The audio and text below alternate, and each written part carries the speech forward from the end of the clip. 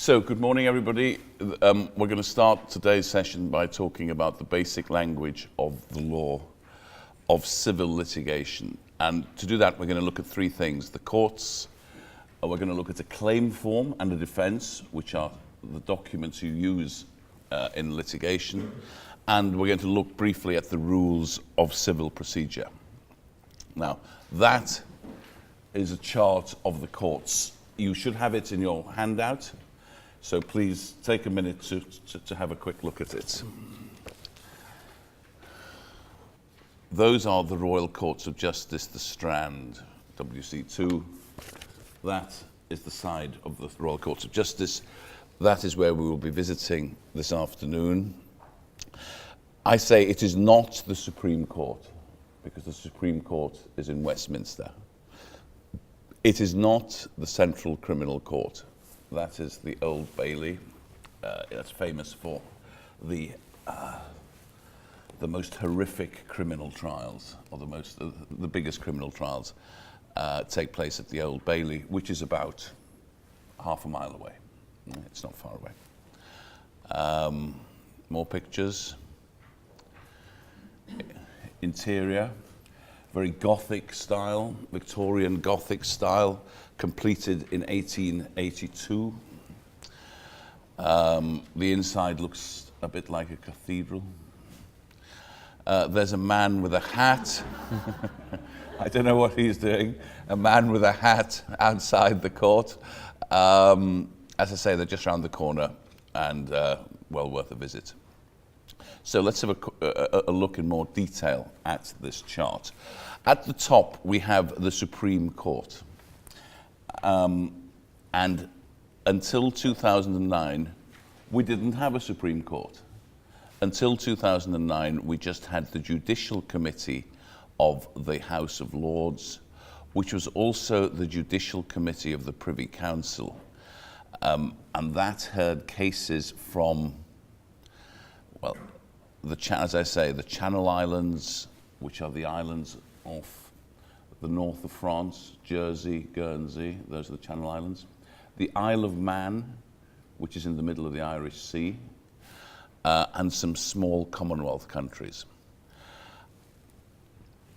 And I say here, don't confuse it with two things, which I won't mention, because I don't want to confuse you. Don't confuse it with other Supreme Courts, which we've used that term in the past for other things.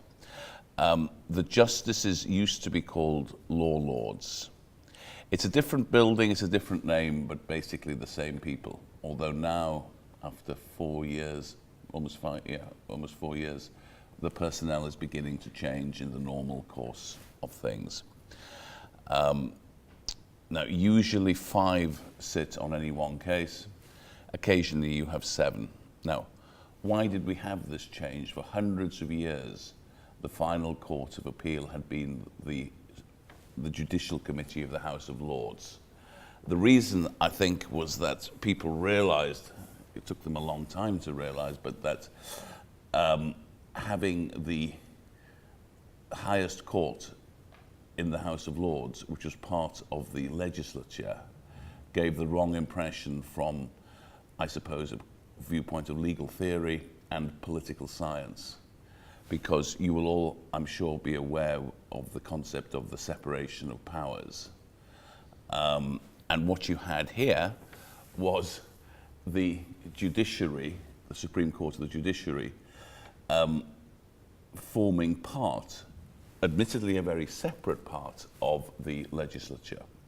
So I think the reason the changes made was to give the appearance of impartiality and independence. I think it always had been impartial and independent, but this is a question of appearance, what it looks like from the outside. That's what they do. It's the Supreme Court is the final court of appeal for civil cases. It hears appeals in criminal cases from England, Wales, and Northern Ireland. It hears cases of the greatest public or constitutional importance affecting the whole population. Now, I think in common with most Supreme Courts, it doesn't hear any case. Yeah? It hears just the most important cases. The one thing that it doesn't hear is Scottish criminal appeals. Now, let's go back to the diagram, and I'm going to ask you, what's missing? What's missing from this diagram? Now, if you think of your system, there are two things which are important to your systems which are missing from that diagram. What happens in, where is it, Strasbourg? The two European courts are missing from that diagram. The European Court of Human Rights, the European Court of Justice. Why are they not there? Simple administrative thing. It's not a statement of legal principle. No, it's just that this diagram comes from the website of the courts of England and Wales. Yeah? So that is the body responsible for administering the courts here, and so they don't include the European courts because they don't administer them. So there's no big political or legal point there. That's just administrative. Now, let's look here. In the bottom left corner, we have the Magistrates' Court and the Crown Court. Those are criminal courts, and we will look at them tomorrow. In the bottom right corner, we have tribunals. Now, this causes a lot of confusion for Italian lawyers, because to us, tribunals are not the same as courts. Courts have their rules and their procedure, whereas tribunals have a different sort of procedure. And they are generally much less formal. The people wear more informal clothing. And also they hear two types of things. The first is appeals from government decisions. And the second is what is in the employment tribunals, you hear cases of unfair dismissal.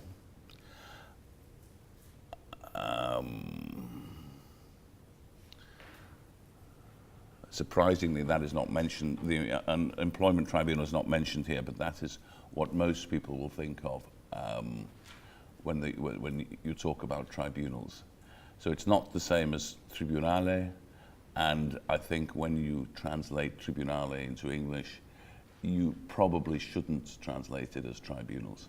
I think court is probably the better word.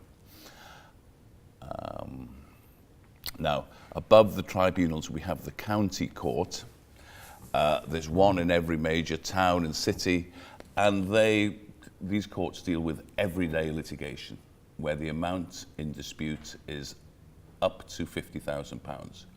So yeah, it's a decent sum of money, but it's not a huge sum of money. Above that, we have the High Court, and as you can see, that is split into three divisions: Queen's Bench Division, Family Division, and the Chancery Division.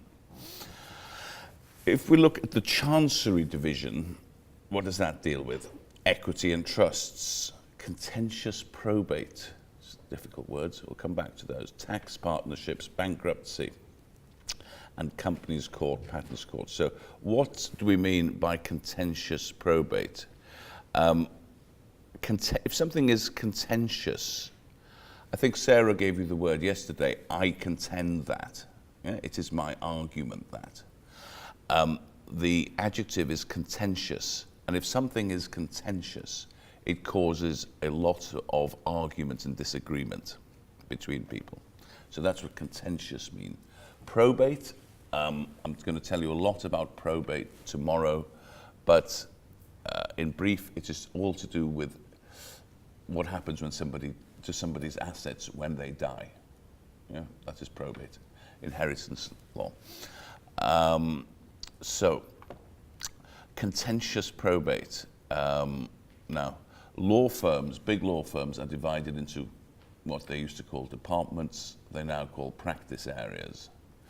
So you would have the company law department, you'd have the litigation department. Yes, the litigation department. Now, over the years, over the last 30 years, the litigation department has had its name changed. Some people now call it the contentious business practice area, litigation and dispute resolution practice area.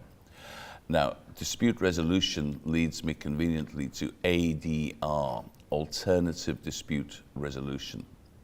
Now, you will be familiar, I'm sure, with the traditional methods of dispute resolution, litigation and arbitration. Yeah, you'll know. Even if you don't practice in those fields, you will know them.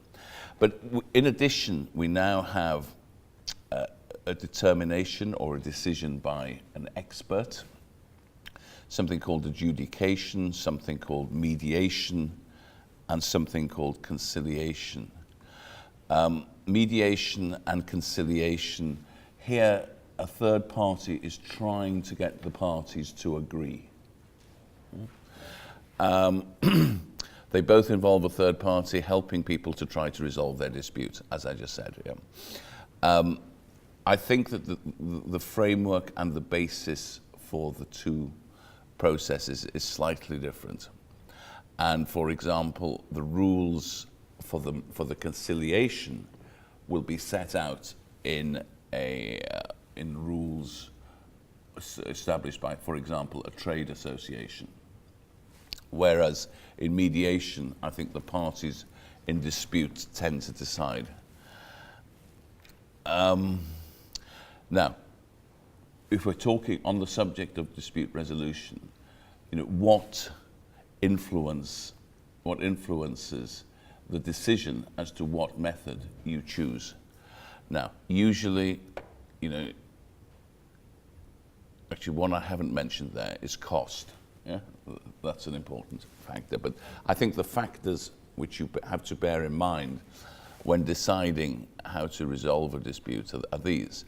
Will the decision be binding? And usually there will be, because otherwise there's not much point in having it. Yeah? Will it be enforceable? Now, let me try and explain the difference between binding and enforceable.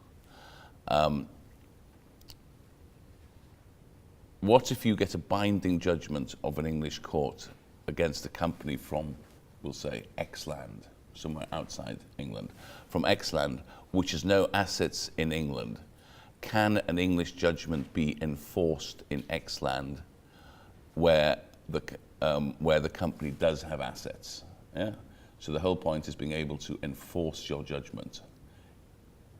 And I think on the European context, I've lost track, but I think, is it the Lugano Convention, which deals with the enforcement of judgments in foreign around the EU? Is it Lugano or is it somewhere else? Yeah, yeah. Sorry? Yeah, I may be out of date, sorry. Yeah, I may be out of date.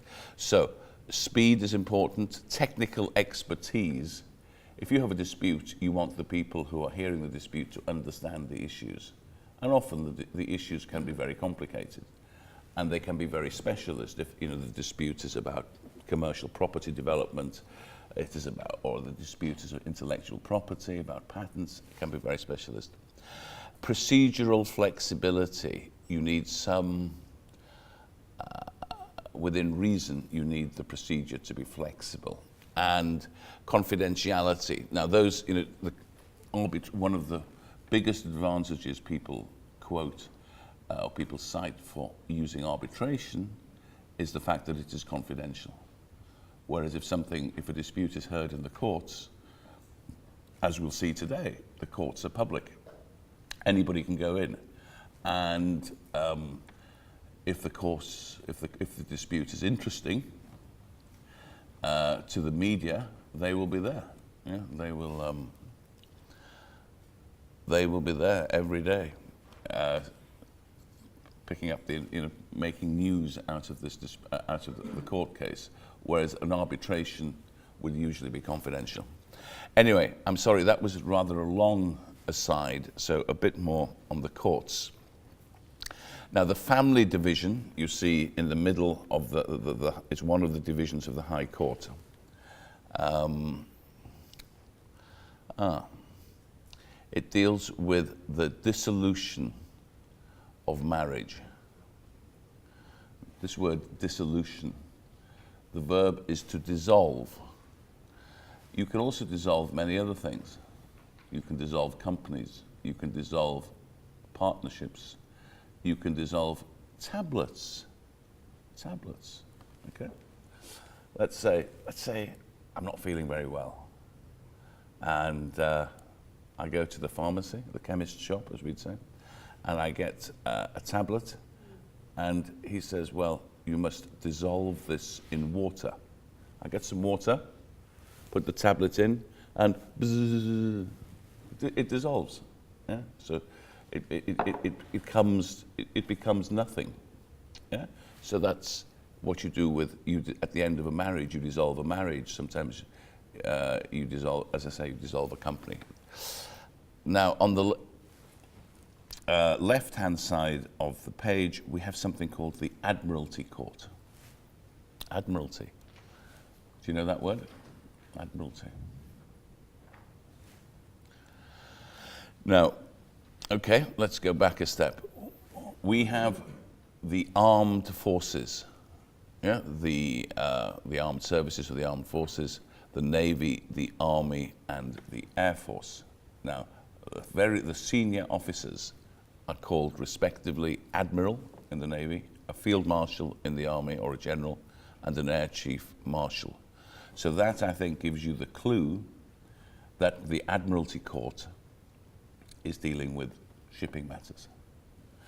And that's right, it deals with what we call maritime law, and the people who deal in who specialize in maritime law, we call them shipping lawyers.